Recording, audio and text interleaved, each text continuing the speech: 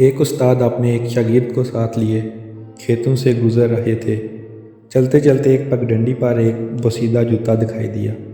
صاف پتہ چل رہا تھا کہ کسی بڑے میاں کا ہے۔ قریب کے کسی کھیت کھلیان میں مزدوری سے فارغ ہو کر اسے پہن کر گھر کی راہ لیں گے۔ شاگرد نے استاد سے کہا، حضور کیسا رہے گا کہ تھوڑی دل لگی کا سامان کرتے ہیں، جوتا ادھر ادھر کر کے خود چھپ جاتے ہیں۔ وہ بزرگ آ کر جوتا نہ پائیں گے تو ان کا رد عمل دلچسپی کا باعث ہوگا۔ استاد نے کہا، بیٹا اپنے دلوں کی خوشیاں دوسروں کی پریشانیوں سے وابستہ کرنا کسی طور بھی پسندیدہ عمل نہیں۔ بیٹا تم پر اپنے رب کے احسانات ہیں۔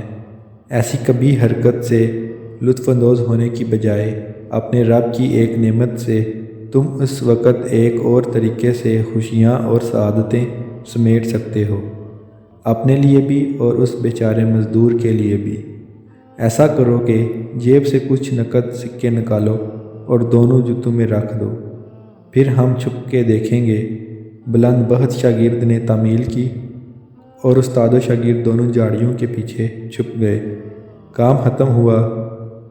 بڑے میاں نے آ کر جوتے میں پاؤں رکھا تو سکے جب پاؤں سے ٹکرائے تو ایک ہڑبڑاہٹ کے ساتھ جوتا اتارا تو وہ سکے اس میں سے باہر آ گئے۔ ایک عجیب سی سرشاری اور جلدی میں دوسرے جوتے کو پلٹا تو اس میں سے سکے کھنکتے باہر آ گئے۔ اب بڑے میاں آنکھوں کو ملتے ہیں، دائیں بائیں نظریں گھماتے ہیں۔ یقین ہو جاتا ہے کہ خواب تو نہیں ہے۔ آنکھیں تشکر کے آنسو سے بھر جاتی ہیں۔ بڑے میاں سجدے میں گر جاتے ہیں۔ استاد شاگرد دونوں سنتے ہیں کہ وہ اپنے رب سے کچھ یوں مناجات کر رہے ہیں، میرے مولا، میں تیرا شکر کیسے ادا کروں، تو میرا کتنا کریم رب ہے۔ تجھے پتہ تھا کہ میری بیوی بیمار ہے، بچے بھی بھوکے ہیں، مزدوری بھی مندیا جا رہی ہے، تو نے کیسے میری مدد فرمائی۔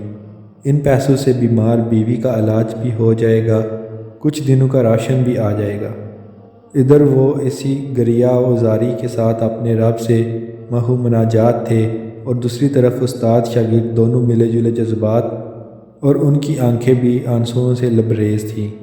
کچھ دیر کے بعد شاگرد نے دست بوسی کرتے ہوئے عرض کیا، استاد محترم، آپ کا آج کا سبق کبھی نہیں بھول پاؤں گا۔ آپ نے مجھے مقصد زندگی اور اصل خوشیاں سمیٹنے کا ڈنگ بتا دیا ہے۔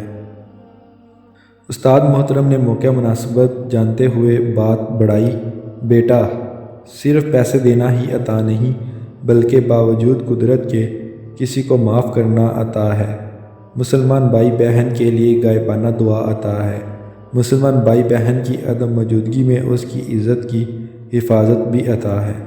دوستو، بعض اوقات ہمارے چھوٹے چھوٹے اعمال دوسروں کے لیے بڑی بڑی خوشیوں کا سبب بن جاتی ہیں۔